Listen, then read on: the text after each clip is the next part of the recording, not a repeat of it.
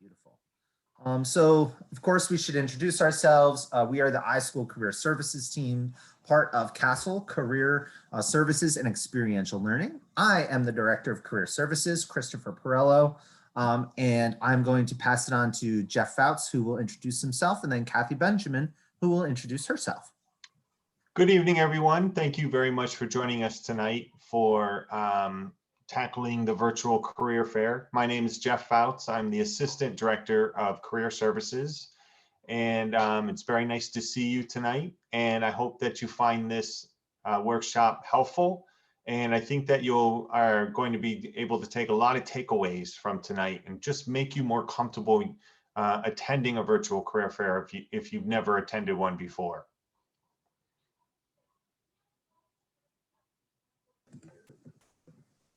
Hi, everybody. I'm Kathy Benjamin, and I am the Career Services Program Manager, and welcome to our workshop tonight. And I'm just going to say Kathy Benjamin is amazing, especially for our international students out there who have any questions about OPT or CPT. While this presentation tonight isn't exclusively geared towards international students, I know that we have a few joining us tonight who may be new to Syracuse University, so this may be a good opportunity to ask any career fair related questions about your case. Jeff, you can take this one. Yep, so here is information about our virtual career fair. It is a STEM virtual career fair. It's going to be on Thursday, February 18th. And Christopher just sent out a advertisement this morning, and we'll be sure to continue to send them out just to remind you of when it is. The STEM virtual career fair, we're actually sharing the career fair with two other schools, engineering and arts and sciences. So you're going to be able, when you register for the career fair, you're going to be able to see who the employers are that are coming to the career fair. So if you're looking at the employer list and you're wondering why some of the employers are on that list, remember that we are sharing this career fair with other schools. So those employers might be there for a engineering student in particular, or a arts and sciences student as well. And who knows, maybe they're looking for a iSchool student too. So that's the benefit of actually having a career fair with other schools, is you never know what companies are looking for. And a company that you would never think to even talk to might be looking for you for the skills that you have. So you will register in Handshake, so make sure that you do that. And we have videos that will show you exactly what to do in Handshake in order to register. It's from 11 to 4, and that's Eastern time. We encourage you to wear business attire, so make sure that you look professional. You have a strong Wi-Fi signal, and you're in a location where you're not going to have a lot of distractions. And make sure that you update your profiles. Make sure you update your Handshake profile, and make sure that you update your LinkedIn profile, because the recruiters will definitely be looking at both of those. And in order for a recruiter to see your profile in Handshake, you have to make sure you set it to public.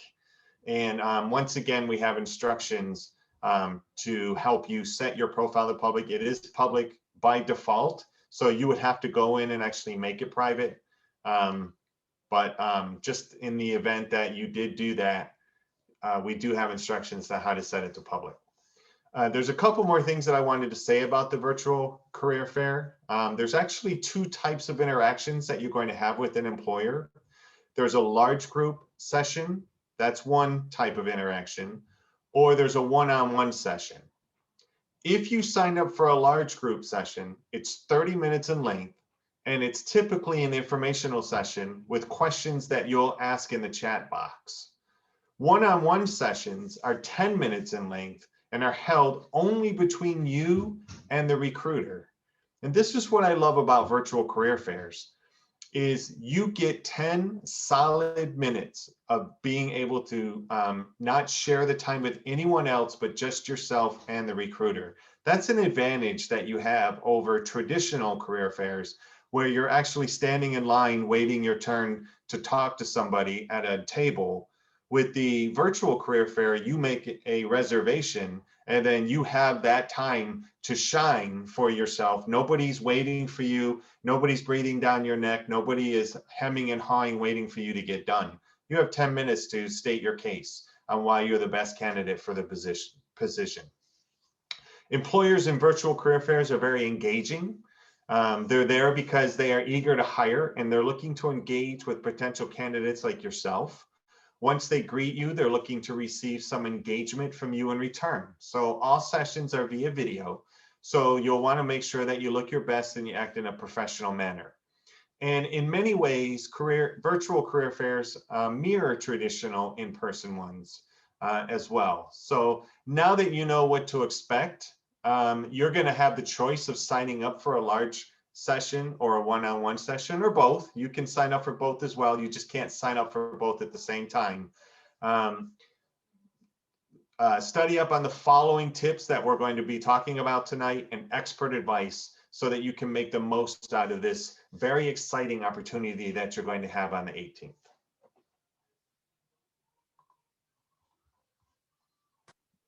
Some upcoming events we have at the iSchool. We'd love to make sure you guys are prepared for all types of different professional situations. Tomorrow night, we are doing the art of networking and informational interviewing. So that's actually putting your networking to practice, right? Just how to reach out to folks on LinkedIn, how to craft a message to go out to someone on LinkedIn, and then how to follow up with them and conduct an informational interview. On Tuesday, February 2nd, we've got career advice for international students. All students are obviously welcome to attend that, but that's going to be a panel with two Rockstar alumni that we have that were international students, and they're going to answer some great questions that you may have. And then Thursday of next week, February 4th, is going to be all about interviewing in the age of COVID. So there is a question in the chat. What's the registration deadline for the career fair? So there is no actual deadline. It's just recommended that you register well before the career fair. So that way employers already know that you're interested in applying to one of their companies, or if you are interested in submitting any application. So I would say that you want to register for the career fair at least, or at the latest 24 hours beforehand. Yeah, that's very good. That's really good advice. I would encourage you to register as soon as possible, just so you can start getting a handle on the companies that are already attending, and you'll be able to see every day the updated list of who's on there, so you can start researching and see what opportunities are available. Okay, so as you are thinking about attending the virtual career fair, we do encourage you to make sure that you work on your virtual professional presence. When you do sign up for a session, whether it's one-on-one or large group, the recruiter is going to have your name. So you can rest assured that they're going to be checking you out before they talk to you on Thursday, the 18th. So you want to make sure that you're putting your best virtual foot forward, both in Handshake and in LinkedIn. So if you're not sure what to put in your profiles in Handshake and LinkedIn, make sure you set an appointment up with me or Christopher so that we can talk to you about best practices for both of those. You want to make sure that your photos are professional, I always have a good time talking with students about their photos. Some students, I'm not sure what they're thinking when they post their photos. I had an argument with one student because I felt like he looked like a serial killer. I mean, his face was just, he looked so evil. So he had to change it to something that looked more friendly. He started smiling more, and he made sure to let me know that he changed his picture and it looked so much better. A serial killer, exactly. So you want to make sure that the things that you're putting on your profiles virtually are professional, and that once again, you're putting your best foot forward before the recruiter even meets you. This is like your first impression to the recruiter as to what kind of professional you are and what your experiences have been.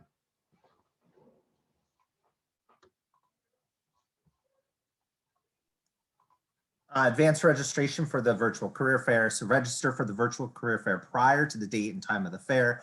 Obviously, if you want to make sure that you're attending on the Handshake platform, you're going to have to pre-register at some point.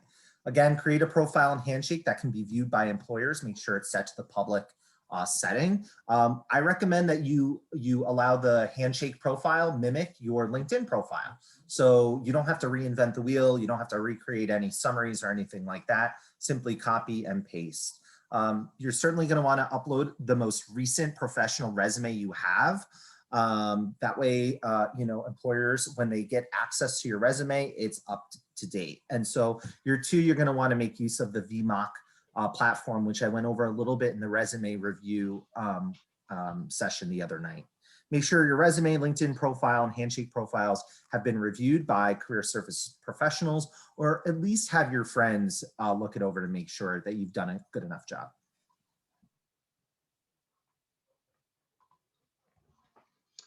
All right, so let's talk about research. So yes, you're going to have to do some research before you attend the virtual career fair, and you want to. So after registering, take some time to review the organizations attending the career fair. You'll want to get an idea of some of the companies you'd like to meet with. You also don't want to walk in unprepared. So learn about the companies and think of questions that you'll want to ask these companies. At virtual career fairs, companies look for candidates who are curious and ask questions. So in order to stand out from the crowd, candidates should do their research and know about the companies and the positions they are interested in. You would be amazed at how many career fairs Christopher, Kathy, and I have gone to, where as we're walking by, one of the questions that the student asks is, what jobs do you have available here? Or what internships are available? That's not a good question to ask, not at a career fair. You should know that already. So you should be coming in, talking to the recruiter with, here's the position that I'm interested in, and here's why I feel like I'm qualified for that position. So you're going to need to do your research, figure out what companies that you want to talk to. Make an Excel spreadsheet if you want, just to get yourself organized as to what companies that you want to make sure that you talk to and what positions are available in those companies. Then when you're done talking with them, you can fill in your spreadsheet with who you talk to and their contact information. Once again, just keeping yourself organized.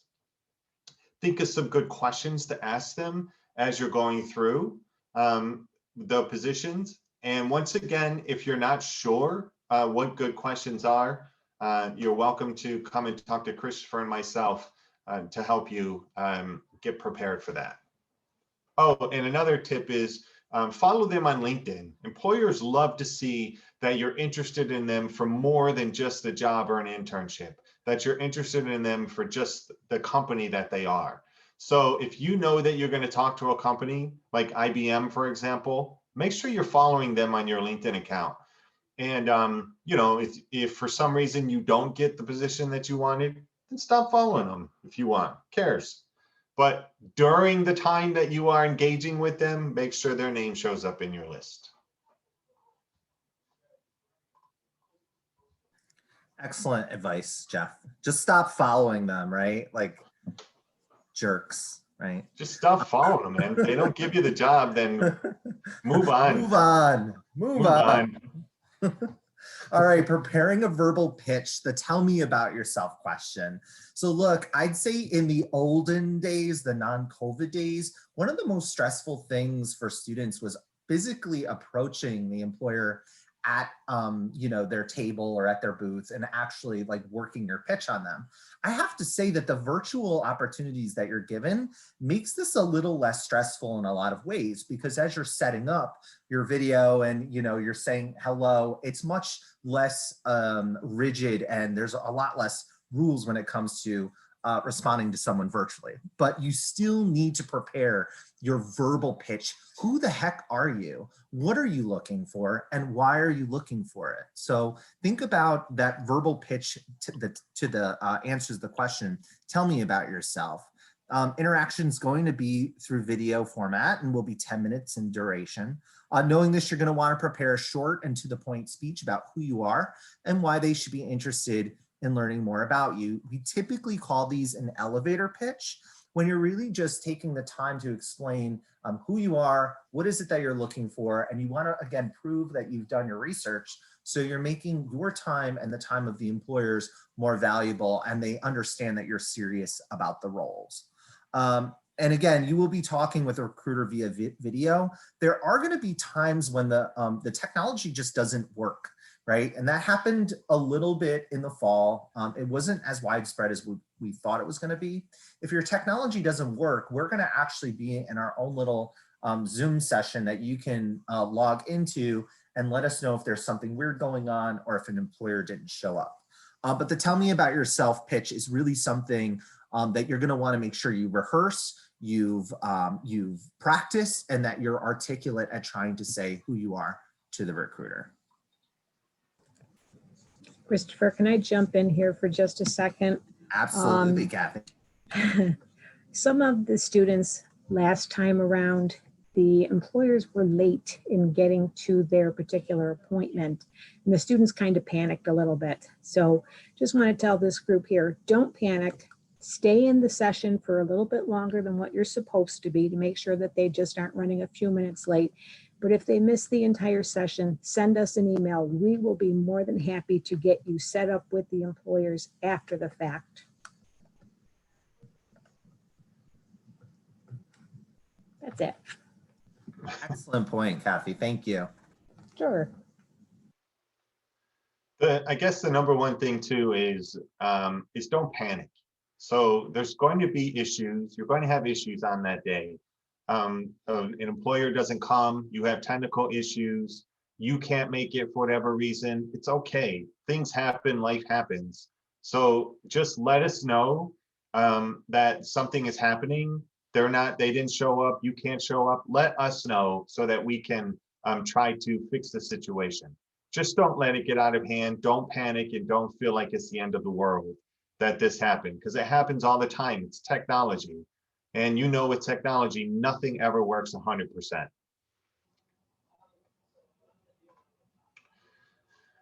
Okay, the next thing we want to talk about is now that you've done your research and you put together your elevator pitch, you want to make sure that your resume is up to snuff. So, and this is a no-brainer, but it's very important that you have a digital resume ready to go. So I'm encouraging all of you to make sure that your resume is uploaded into, if nothing else, into Handshake. Handshake's very important. The recruiters will be able to check out your profile in Handshake, and they'll be able to look at your resume as well. So a lot of times they'll already have your resume before they even talk to you on the 18th. And then they are going to ask you questions about your resume. So it's one of those things where, when you come in and talk to us in an appointment, we encourage you to tailor your resume to the job or internship that you're interested in. But you're not really going to be able to do that when you submit a resume into Handshake. So you want to have a generic resume.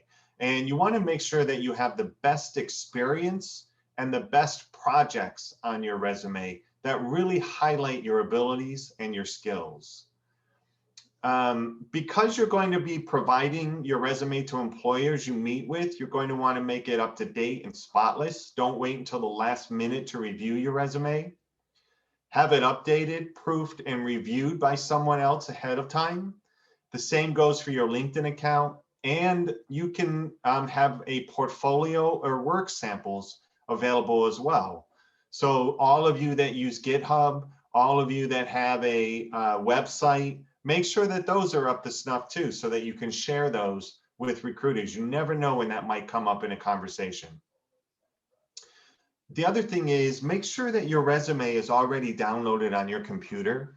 So if the recruiter doesn't have your resume and they ask you to send you a copy of your resume, don't be fishing around on your computer to find the resume that you want to send them. I had a student that I was talking to today. I was actually doing a resume review with them, and I hope they're not on this in this session, but they had a really hard time finding their most recent resume because they had like 15 different resumes on their computer. and they were trying to find the one that they wanted me to review. So make sure that you know the resume you want to use, have it downloaded on your computer so that you can easily share it with the recruiter when and if they ask you for it. Hey, Jeff, another point on this one here. This also gives the student a chance to get the contact information for the recruiter for possible follow-up after the career fair. Because I don't know if students know, we cannot give out the information for the recruiters without their prior approval. So students tend to come and ask us for it and we can't give it to them. So, but this would be a great way to get it from them. Is what do you mean, Kathy? Sending in your resume? If you're sending the resume to the recruiter's got to give you the address to send it to. Yes, that's a very good point. That's a really easy way of getting contact information from the recruiter. Absolutely. Yeah. They used to give out the business cards, but I think they stopped doing that because students inundated them. But this way here, if they're asking for your resume, it's a whole lot easier. That's a really good point.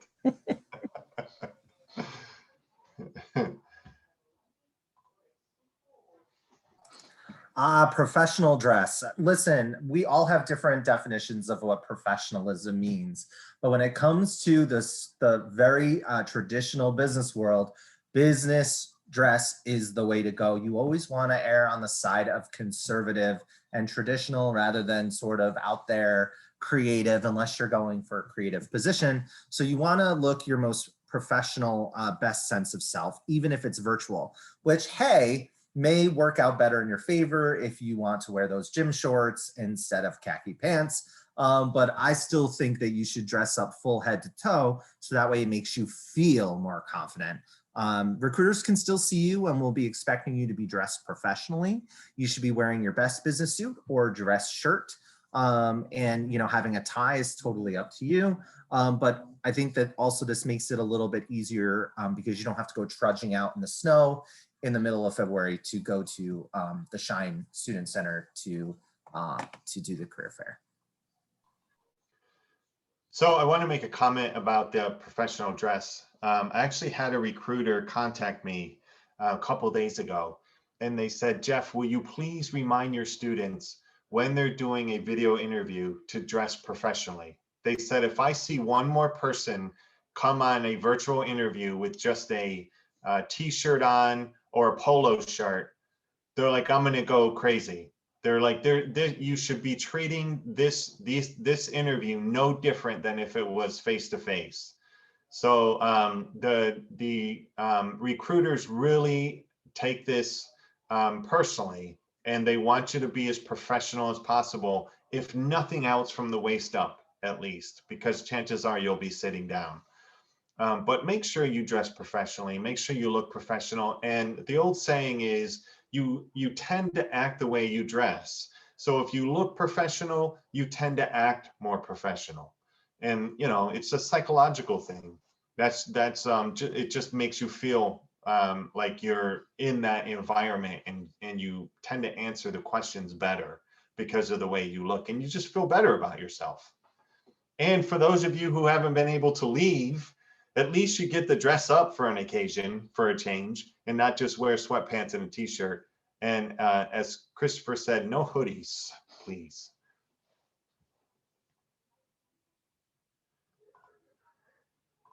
Okay. The next thing we want to talk about is making sure that you are attending your session in a distraction-free environment. So in addition to your professional attire, you will also want to plan out where you're going to be attending the virtual career fair. A quiet location is ideal, and camera capabilities mean that you'll want to ensure it's distraction-free for employers as well. Even on a small screen, potential employers can still see plenty of background. So make sure the room you're in is clean, quiet, and well lit. Your expertise should be the focal point of the conversation, not a visible pile of laundry or dirty dishes that they can see in the background. So the best place to be in is like a library or a white wall in your background, no pictures. I would encourage you not to do it in a bedroom where you can see your bed. That's very uncomfortable for a lot of recruiters.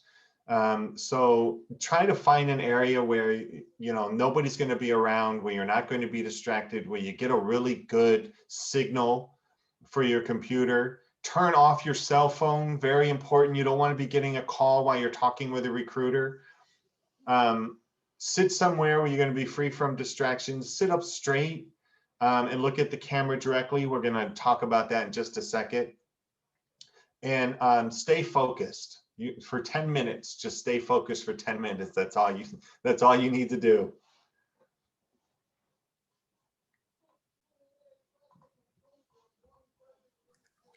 Speaking clearly, so one thing I have to teach my interviewing students when they're recording their interviews is knowing that the microphone and the computer acts as a barrier to the channel of communication. So we need to work harder at speaking more clearly and taking pauses into more consideration. So that way people don't always have to keep on asking, tell me more, I can't hear you, I can't understand you. So make sure you're articulating your words and speaking clearly to ensure the interviewer understands what you're saying. That's also why making sure that you're actually mouthing your vowels and your consonants properly in the camera. Don't rush your words. It's really hard for those of you who are New Yorkers or from the Northeast because we typically rush when we speak. Take the time to clearly state your perspective. And the most important thing with virtual meetings, virtual interviews, virtual interaction is to make sure you're showing your passion through your words, your voice levels, and energy.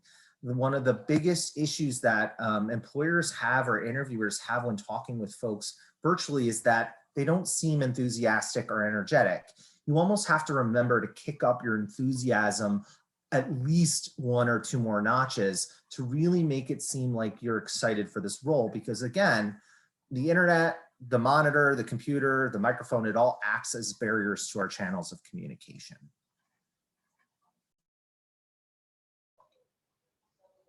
You just took away everything I was going to talk about in the next slide. Oh, I'm sorry. Oh. So to jump on what Christopher was just talking about regarding energy levels, one of the things that I tell students is when you are going for an interview, it doesn't matter if it's virtual or face-to-face, is never match the energy level of the recruiter. Okay, you have to be the one that shows the energy. They don't. Don't match their energy. They have a job. They don't have to be energetic. You don't. You want the job. So you need to show your enthusiasm and your excitement and, you know, how interested you are in this position. So the way I see it is every question they ask you is like the best question you've ever been asked in the world. Like, just be excited about it and answer the question in a way that shows your excitement. Your eyes are big. You're talking, you're not monotone talking, and you're talking in an excited way about how to, you know, what you would do in a situation when a recruiter talks to you or asks you a question. I can't even tell you how many jobs that I have got in my career just because of the fact that I seem interested in the position. So feigning interest, because really that's what you're doing, is feigning interest, goes a long way. And it reminds people of why they're in that job. It gets them excited. So a smiling, energetic person, it rubs off on everybody around them.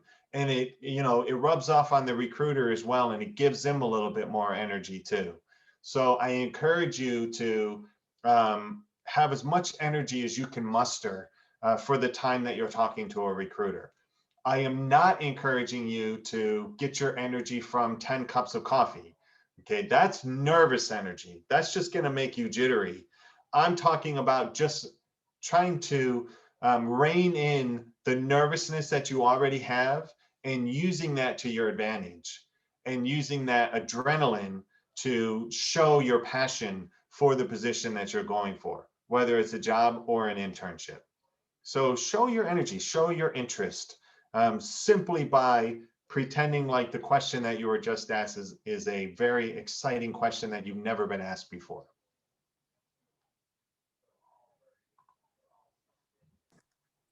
Eye contact. So eye contact is something that we're pretty much obsessed with as Americans. Here in American business culture, eye contact signals warmth, trust, goodwill. It can sometimes tell, give the feeling that we're being deceitful or if maybe we're being honest. So eye contact matters, and it's sometimes more challenging for folks in the virtual realm because we're distracted by our little avatar in the bottom right-hand corner. We're noticing spinach in our teeth that we had for lunch or something like that. It's really important that you make sure you focus on the camera lens and that you use the camera lens as a way of maintaining eye contact with your audience. This is difficult, especially someone like me who's very ADHD, but look at the camera on your computer or place a photo above the camera lens to make it easier to establish eye contact. What I usually do is I put a little post-it note just below the camera lens. Obviously, you don't want to cover the camera lens because that wouldn't be good. So that way it makes it look like you're giving better eye contact. Another tip is to put the organizational logo on your computer to help you remember why you want the position with that company. A little bit of psychology there to help you out. Yeah, the only other thing I want to say about eye contact is for you guys that are using laptops, try to position the laptop so it's at eye level. Once again, it's a psychological thing where you don't want to be looking down into your laptop because it makes it seem like you're looking down to the recruiter. And you don't want to have that impression that you're looking down on them. So always try to raise your laptop so you're at eye level with the camera. So it looks like you're looking into the camera and not down into the camera. Psychological. The recruiter doesn't want you looking down on them thinking that you're better than they are because you go to Syracuse University and they didn't. So keep it at eye level. Okay, so let's talk about what happens now with the follow-up. So when you're talking to recruiters at the career fair, don't hesitate to be forward and offer to send a copy of your resume. So if they don't ask you, offer. What do you have to lose? I can guarantee you they're going to be nice and say, yes, please send me your resume. And then that way you're going to be able to get, like Kathy stated earlier, their contact information. You can also ask about next steps in the process as well. So whether that means getting in touch with human resources, filling out a job application, maybe sitting down for a more formal interview at another time. So make sure that you know what the next steps are in the process when you get done with that conversation, so you know what to expect. There's nothing worse than getting off that call and then going, what happens now? I'm not sure what I'm supposed to do now with this opportunity. So before parting ways with a recruiter, be sure to take down their contact information.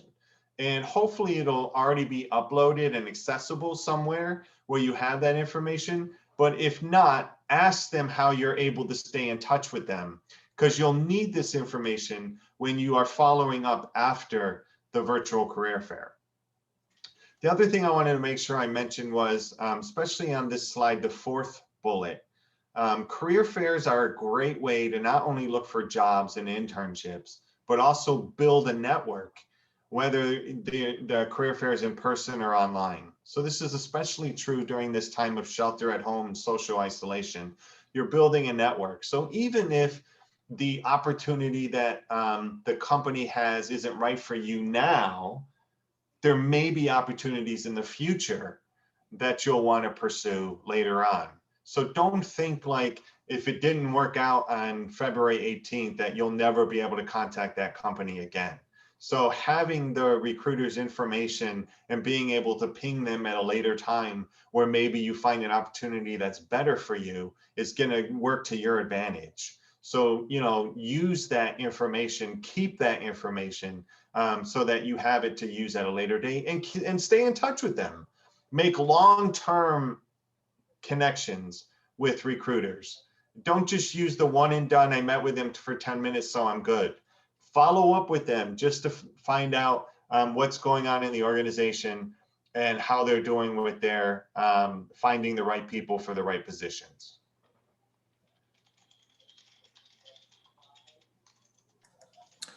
I also wanted to say, Jeff, I think this is a good opportunity to let students on this call know that this is not going to be our only career fair event this spring, and that we are planning a more robust employer virtual networking sessions than we have in the past, because we know we're going to be online for most of the spring. We can't have employers come visit campus. So I don't want folks out there to think this is the only make or break thing. In traditional years, you only really had the one spring and the one fall career fair. But let me be very upfront and say we're going to be doing a variety of programming this spring to connect employers with students. So just keep tuned to your emails and handshake for that. Thank you. So it's so important to send a thank you note via email to let the employer know you are interested. If this was 5 or 6 years ago, I'd say a handwritten note would be more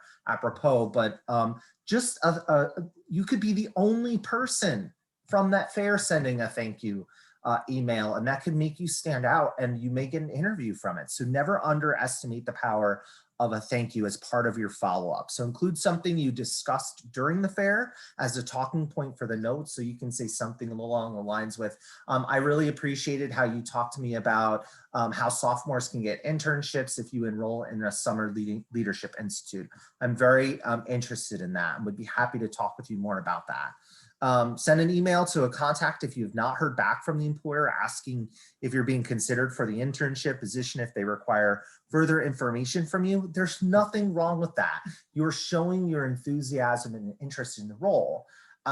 If you sent them an email every hour on the hour, that may be annoying and a bit aggressive. But just sending a thank you note and following up with them is such an important part in the process. You never know where that can take you.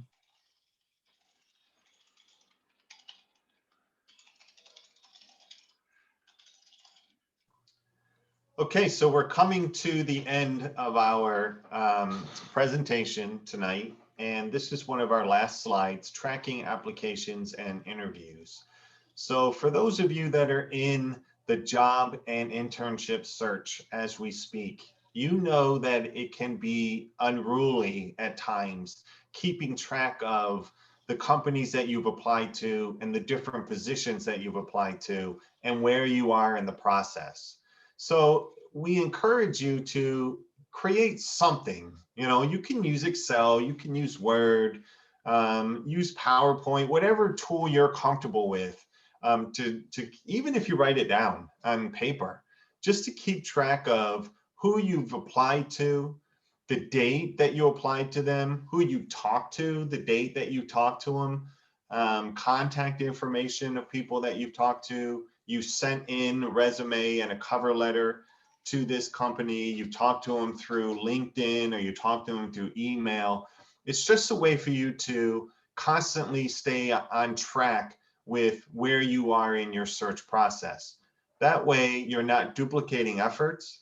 And if you sent in a opportunity, sent in for an opportunity a month ago, and now you get contacted from them a month later, you're not having to rack your brain trying to remember what it is that you applied to. If you have it written down someplace, then it's going to help you quickly look up and search for the company and the resume and or cover letter that you use to apply to them.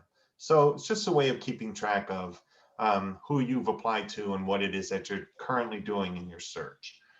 So you may have your own system that you use. If you don't have a system, I encourage you to start working on one. I do have a base spreadsheet, a template made up. So if you're interested in wanting that spreadsheet, I'm happy to send it to you so that you can start keeping track of your opportunities.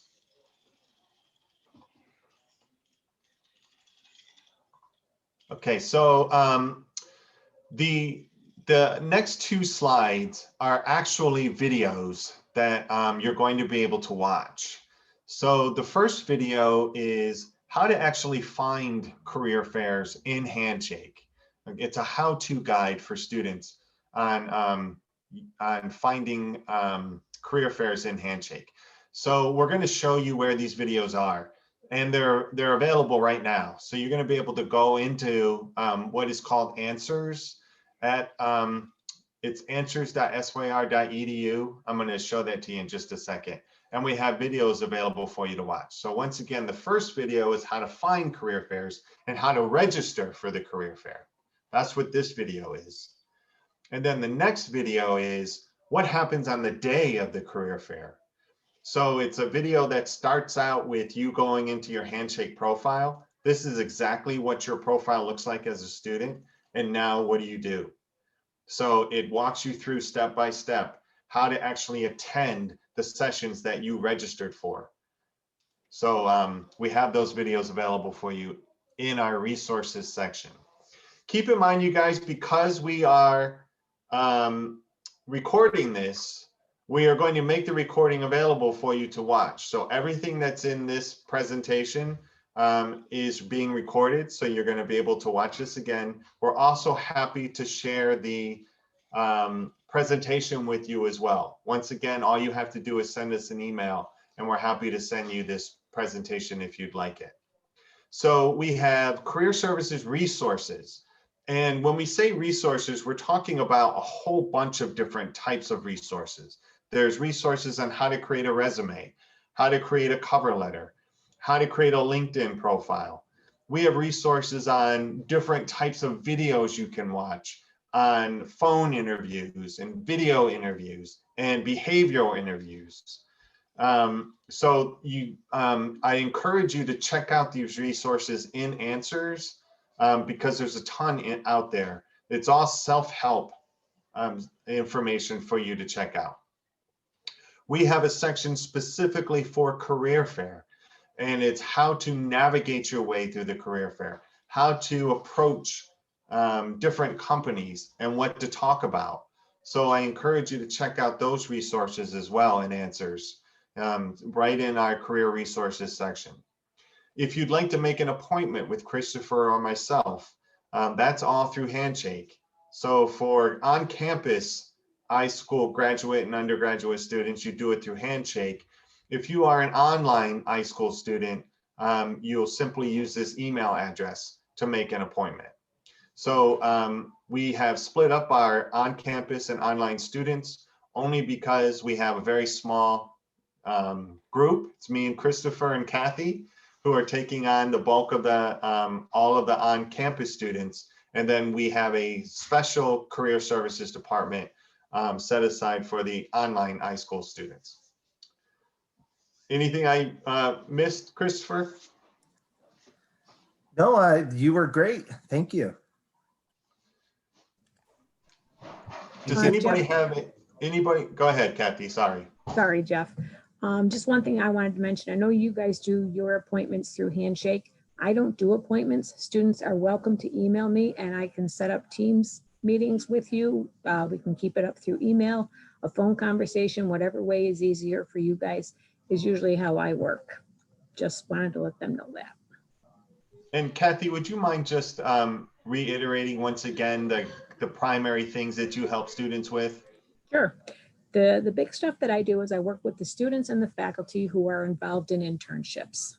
A lot of times our students tend to get internships that are outside of the parameters of a semester. So they need help with registering for the internship.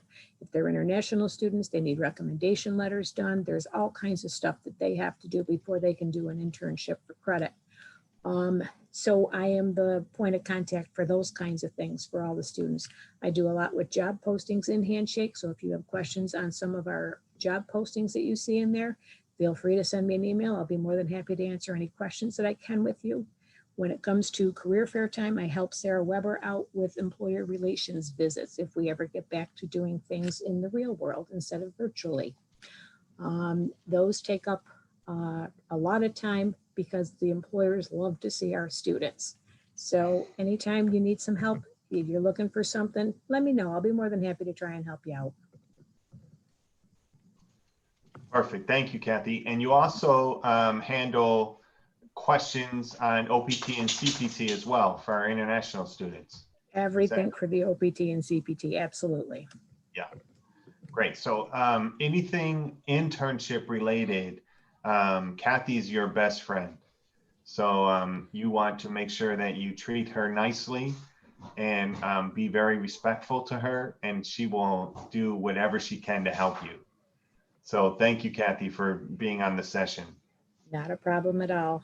I see that there's a student who's in the chat, Divya, who was asking a question. Divya, I will handle that afterwards, I think, because I think your situation is probably going to be a little bit, it's an individual thing. So I will reach out to you privately. Does anybody else have any questions about the virtual career fair or any comments that they'd like to make about the virtual career fair? Yes, that is correct. The employers get updated. The employers register themselves. So every day we are getting more and more employers that sign up for the career fair. So you might see one number tonight, and then tomorrow it's a totally different number. So we already have, I just checked this afternoon, we had 26 companies that have registered for the career fair already. So that's pretty good. And it's just going to go up from there. So I encourage you to keep checking and figuring out who's attending the career fair. So Ava, if you watch the video, it's actually going to show you how to find the career fair in Handshake. But in Handshake, when you log in on that main screen, hold on. On this screen right here, do you see this?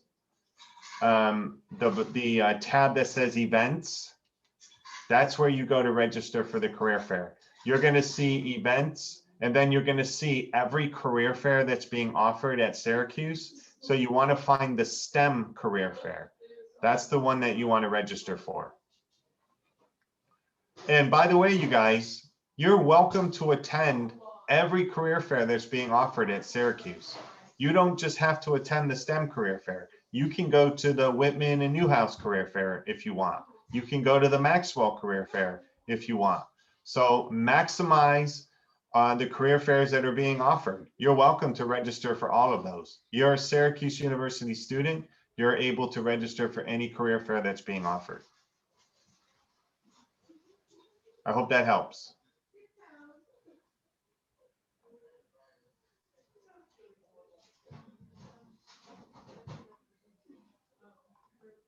Anybody else questions or comments?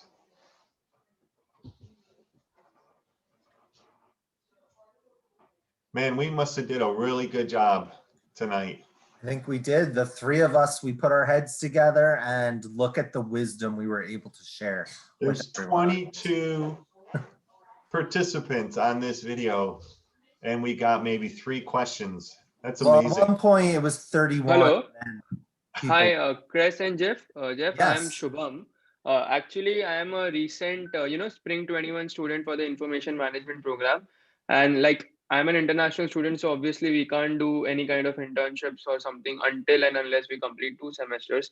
So like going to this career fair, like will I have an opportunity? Like, are the employers offering anything in this fall or maybe next spring? Or like, should I just go for the experience for this one? Yeah, that's a great point. First of all, welcome to the iSchool. We're so glad to have you. Can't wait to actually meet you in person. So we encourage all students to attend the career fair. It doesn't matter what year or semester you are, because just getting into the groove of networking and attending the virtual career fair and letting the employers know that you're willing and able at this point is a great opportunity to show them who you are, and they may remember you. Or they may offer you something else that may not be an internship, but it could be a leadership program or could be something else. So I always encourage, no matter if you're a freshman at the iSchool or you're your first semester spring student, brand new to our graduate program, it's going to be good for you to attend. Just be very transparent and honest with the recruiter that you might not be on the market for an internship at that point, but just to go through the motion and just kind of go through it is going to be important for you. Okay, Hey, thank you so much. Christopher, I'm going to chime in here also. We have to be careful with the international students who are just starting with us this semester. Even though they are looking for an internship, they cannot do an internship until they have completed a 2-semester residency.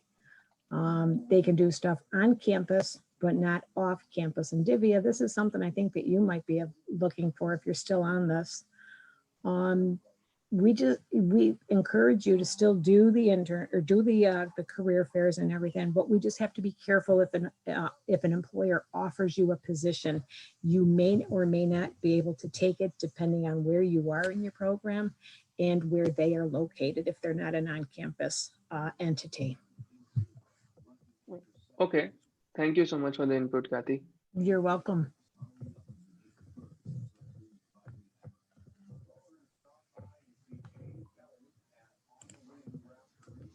Okay, everyone. Well, that concludes our presentation on the virtual career fair. We want to thank you once again for attending this session. We truly appreciate it. We hope that the information that we are sharing with you, starting with Monday and working our way into tomorrow, is helpful to help you put your information together as far as resumes and cover letters go, navigating the virtual career fair. Tomorrow we'll talk about networking. So you're more than welcome to attend all of those. We love having you. We love the questions. Feel free to contact us if you have anything that we can help you with.